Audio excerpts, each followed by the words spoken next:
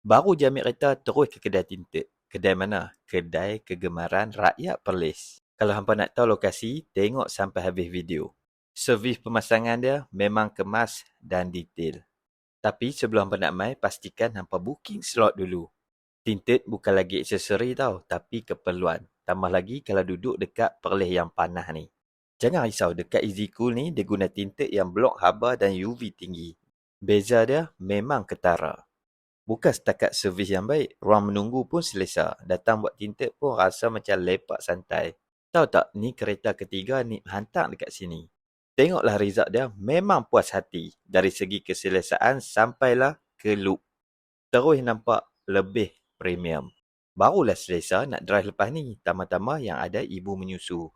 Masuk je terus rasa tenang. Baru nampak beza tinted yang betul-betul berkualiti. Lokasi pun strategik, betul-betul sederet dengan tabung haji Seriak Perlis.